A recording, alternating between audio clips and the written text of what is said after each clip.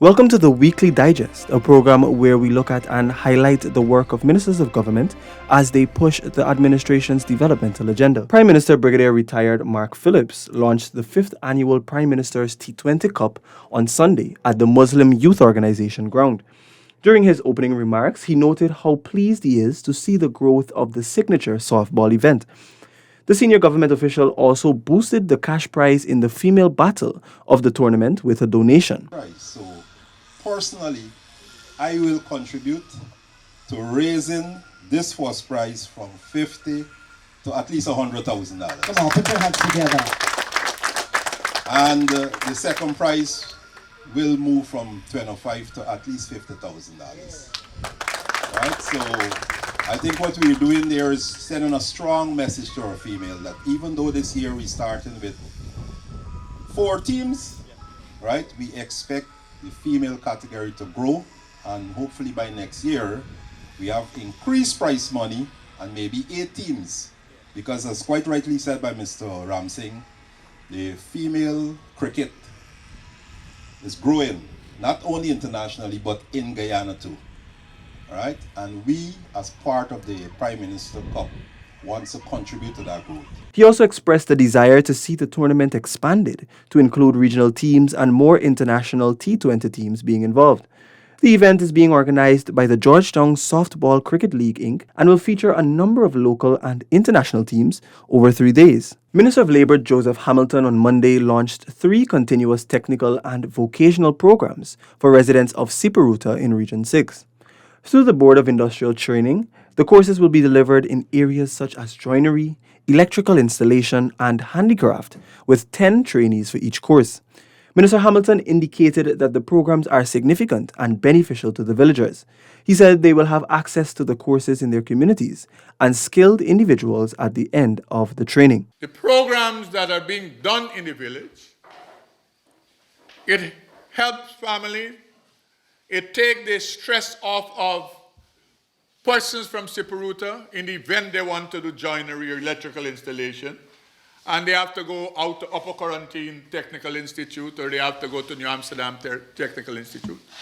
Those are costs to families, and those type of resources they might not have. Minister Hamilton said too that the women must think outside of the box, thereby exploring many other areas. Government remains steadfast in its commitment to ensuring a healthy population through investments and access to information and services that encourage healthier lifestyles. Minister of Health Dr. Frank Anthony, who was speaking at the opening of a one-day wellness market on Sunday, highlighted the importance of physical activity, nutrition, and mental well-being. The other problem that we have is that we have moved away from a very traditional diet where we were eating a lot of fresh vegetables and fruits and so forth, and fish, and we have gone to one where we are now consuming a lot of fast foods, which include a lot of trans fats, and we have stopped using water and things that are healthy and consuming a lot of sugary beverages. Minister Anthony explained that there are several cases of young people displaying signs of heart conditions and other chronic non-communicable diseases. In Guyana, it is estimated that about 60,000 persons are diabetic, with only a small percentage being aware of their health status. The health minister said many of these chronic diseases can be prevented if Guyanese embrace a healthy lifestyle. Miners are assured that the Low Carbon Development Strategy 2030 will not halt mining, but rather promote safe mining practices. Natural Resources Minister Vikram Bharat gave the assurance on Monday as he addressed the opening of the Quarrying, Mining and Exploration Conference.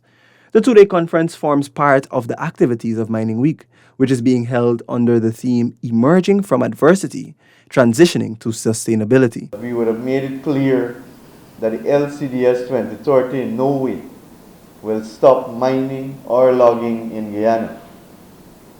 The LCDS 2030 speaks towards responsible, sustainable mining and logging activities. It speaks towards our energy mix as a country. It speaks towards value-added, downstream activities, processing, and that is where we need to head as a country. Value added to raw materials will allow the country to earn more as it creates more jobs and business opportunities. As Cricket Carnival nears, Health Minister Dr. Frank Anthony on Monday reinforced the need for persons to be vaccinated and to take their booster shots. Currently with boosters, we now have 72,144 booster doses that have been administered. But again, because most people would have received their first and second dose maybe about a year ago, there's really need for them to take their boosters now. The PPPC government has honored its commitment to improve the livelihood of Alboisong residents who will soon benefit from several community enhancement projects worth $1.4 billion. Launched on Monday, Public Works Minister Bishop Juan Edgell said the project has more benefits than meets the eye. We are not here to displace anybody, even though people will have to move. We are here to bring value to your neighborhood. Enhancement works will be undertaken along Independence Boulevard. This will see the construction of a 3-lane carriageway with concrete drains and culverts. It will also have a 3 meters wide promenade with elevated lights, a garden, and seats. A 1.2 kilometer upgrade will also be done on Cemetery Road from Princess Street to Mandela Avenue. This includes an upgrade of the existing carriageway to allow 4 lanes, construction of drains along the eastern and western carriageway, enhancement of the current avenue, and a fence to both sides of the cemetery. Minister Edgell said the projects are expected to be completed by the end of the year. Residents of Smith Creek Region 1 will benefit from the government's Hinterland Housing Program. This program will see the construction of elevated wooden homes within the community and is set to commence in October. Government has committed to ensuring there are equitable benefits for Amerindian communities. We express our love by ensuring that we come and meet you, by we listen to you, we go back and we see opportunities so that we can improve this community and you as a people. As government equips the health system to fight monkeypox, the first case has been confirmed in Guyana. The announcement was made on Monday by Health Minister Dr. Frank Anthony. We have, over the last weekend, had a case of suspected monkeypox. Clinically, the person had all the signs and symptoms of monkeypox, and we have been able to confirm that by using PCR to do the confirmatory diagnosis. So we now have our first case of monkeypox in Guyana. And we have since isolated the patient, so that patient is now in an isolated area at the Ocean View Hospital, and that patient is stable and is doing very well. The patient is a male in his 50s from Region 4. Dr. Anthony is assuring the public that the country has been preparing for this eventuality and is equipped to handle the situation. With this case, we are taking all the necessary measures, and I want the public to know that we have diagnostic capabilities, we have our labs that are prepared, we have a lot of people who have been trained. Over the last couple of months, we have trained a number of physicians, we have trained a number of laboratory staff, just in case if we have cases, what to do. As part of the government's initiatives to develop Amerindian communities, Citrus Grove received a new canter, bus shed, chainsaws, a signboard, 5 water tanks, 1 brush cutter, and a 40 horsepower outboard engine. These items were purchased from the money the village received under the Presidential Grant Initiative and the economic grant given to Amerindian communities. The $10 million economic grant received by Citrus Grove was allocated to be used as capital for investments in sustainable projects that allows the village to earn. This one-off grant was given as government realized the dire effects of the COVID-19 pandemic in the hinterland. Minister of Housing and Water Colin Crowell stated that the items will ensure the village is developed as they will create a new stream of income for the village council. When we got into office, one of the first initiatives that we did was to ensure that we had support mechanisms to every community, every village, every region, and that is to every household the support of the household grant. Minister Kroll indicated that the center will be utilized as a hub for various community programs. With the first case of monkeypox being identified and confirmed here in Guyana, Minister of Health Dr. Frank Anthony said that the previously established protocols and measures have already taken effect. Dr. Anthony highlighted that government has implemented a number of mechanisms since the initial warning by the World Health Organization. Having seen that you had a spread and the WHO declaring that it's a public health emergency, we immediately took a number of steps here in Guyana. The minister pointed out that the first confirmed case was not surprising, and the established mechanisms were immediately implemented to contain the spread of the disease. We wanted to make sure that this patient is properly isolated so that he wouldn't be in contact with other persons. Over 250 persons are now closer to owning their own homes as they received house lots in lowland East Coast Demerara.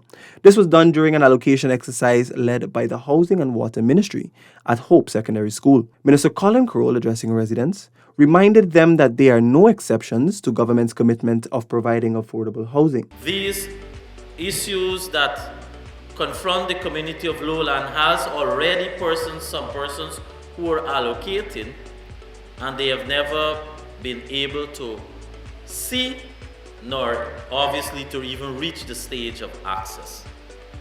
Our exercise today will see all those outstanding persons from the community or the environs of lowland being able to complete their allocation exercise before you leave this afternoon. The allocation of the house lots brought smiles to the faces of persons who were waiting years for this moment. Over 100 youths are benefiting from an ICT summer camp being conducted at Dolphin Secondary School.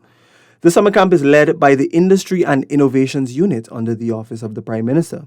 At the camp, students are being taught in the areas of innovations and communications technology, the fundamentals of information technology, as well as an introduction to computer coding.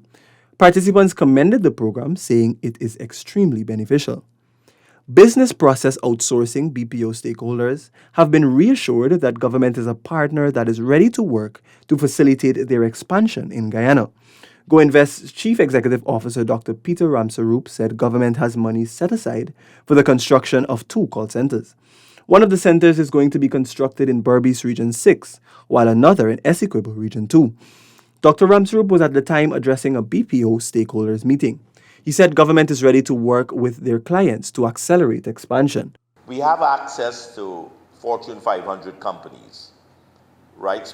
And we are gaining more access as I travel with the president. We're meeting a lot of those companies. How do we then use that influence to push their outsourcing to Guyana through one of the operators? Right, so that's again where government can really help you finding new clients. Because ultimately, with finding new clients is jobs for our people, and that's the president's goal. Dr. Ramsaroop pointed out that there are about 7,000 BPO seats occupied in Guyana. In keeping with government's commitment to create 50,000 jobs, he said the aim is to bump that number up to about 65,000 within 2 years and even more as the market expands. However, he made a call for BPOs in Guyana to work together and create greater synergy to better market Guyana despite being competitors. Just a year after a section of the North Rheinbelt Secondary School went up in flames, the sod was turned for the construction of a brand new building in its place. Speaking at the contract signing and sod turning ceremony held at the school's compound on Wednesday, Education Minister Priya Manik-Chan underlined the major learning loss experienced due to the absence of such a large part of the school, which is an A-list facility. This school, where we would ordinarily place more than 150 children every year, this year we'll only be able to place 50 to 60 students. This is the top school for South Georgetown. So it means somebody in South Georgetown, some family, many families, 100 or so of them, whose children ordinarily could have come here this year will have to travel further and go to more crowded places to access the quality of education that was being delivered here. The minister reiterated the importance of education in Guyana. She urged all stakeholders in the education process to protect learning at all costs. Roadworks on the Aubrey Barker Road has commenced, fulfilling a commitment made by President Dr. Irfan Ali, who visited the community back in June. The $95.3 million works, including widening of the road to ease congestion and construction of drains to address the issue of flooding, which severely affects the community when it rains. Those were some of the issues raised by residents with President Ali. The works are being executed by Surrey Paving Aggregate Company Caribbean Limited and is expected to be completed by the year end. Upon completion, the road will be about 7 meters wide, which will provide 2 lanes for comfortable use of the road. That's it for this edition of Weekly Digest. For these and other government-related information, do log on to our website, that is dpi.gov.gy, and our social media platforms as well. Goodbye.